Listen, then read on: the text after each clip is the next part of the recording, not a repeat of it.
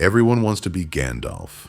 The beard, the staff, the pipe, the ability to look wise while saying absolutely nothing for 3 paragraphs. But here's the truth no one talks about. Being Gandalf sucks. It's a divine internship that never ends.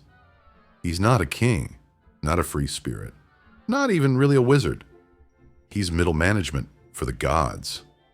The Valar took one look at Middle-earth and said, "Yeah, this place is a mess.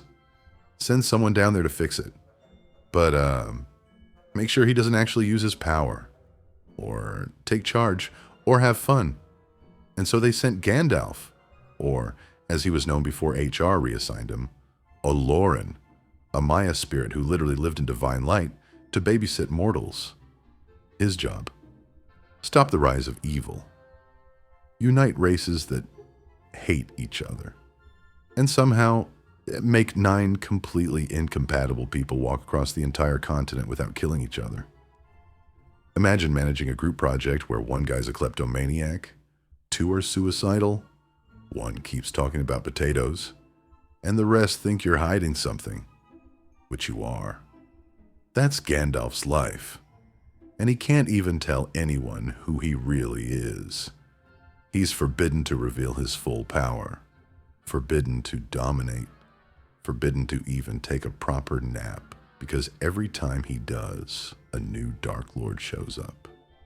Oh, and the bonus: he gets to die in a bottomless pit, fighting a demon made of fire and regret, only to wake up with a new color scheme and no vacation days.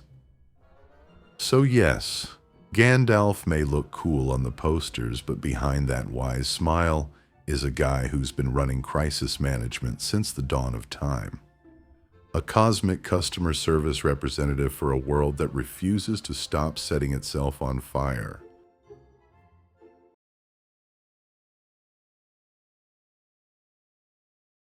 The older Gandalf gets, the more he realizes that wisdom isn't a gift. It's a burden with good PR. Because the wiser you are in Middle-earth, the more you have to watch everyone else make terrible decisions in slow motion. You can't stop them.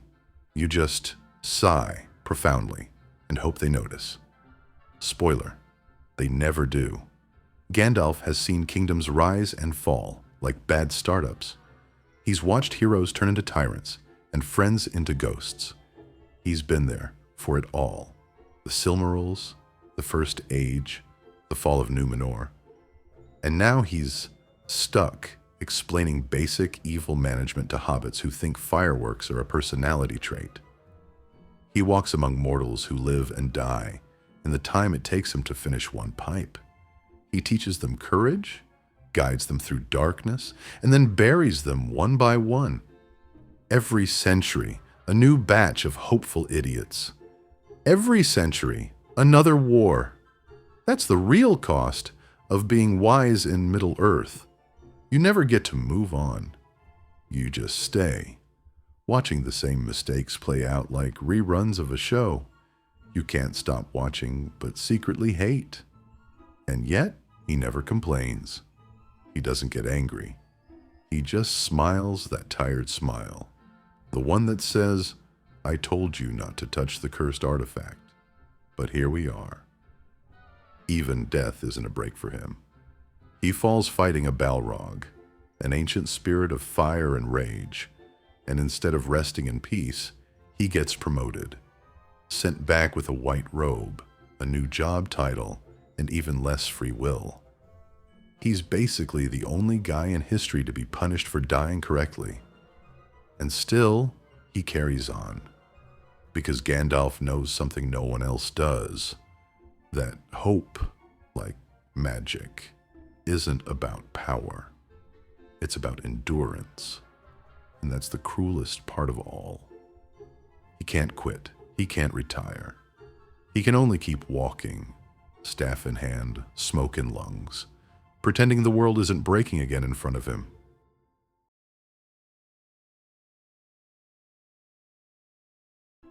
Hope is a funny thing. Everyone wants it, until they realize what it costs to carry it. and no one carried it longer or lonelier than Gandalf.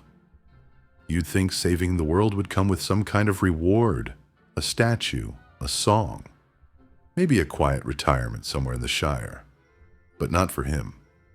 When the War of the Ring ended and the darkness finally broke, there was no celebration waiting for Gandalf. No crown, no throne, no home. Just silence and a ship waiting to take him away. That's the cruel secret of his story. Gandalf doesn't win. He just finishes the work and leaves before anyone notices how tired he looks. He's not a hero who conquers evil. He's the janitor who cleans up after it. For thousands of years, he's held the line. He's been the one who steps between fire and flesh, between foolishness and ruin, between despair and one last impossible chance.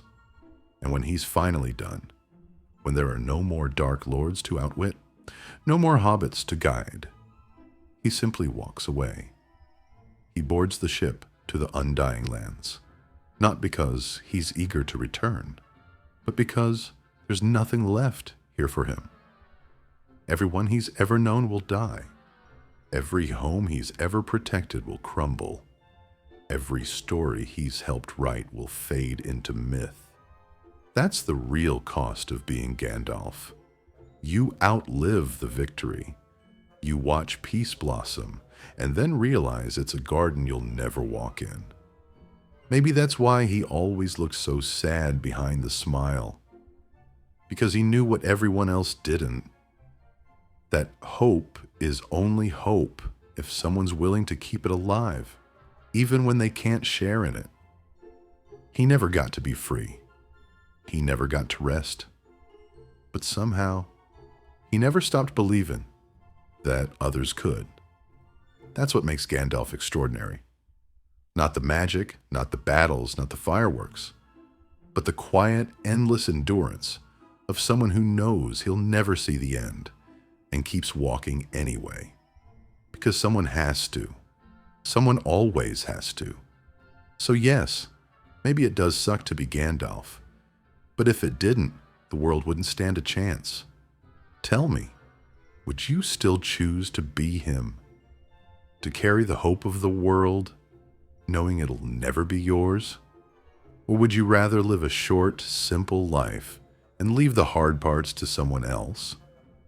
Write it in the comments below. Because somewhere in Middle-earth, there's always another Gandalf. Tired, patient, and still walking through the smoke.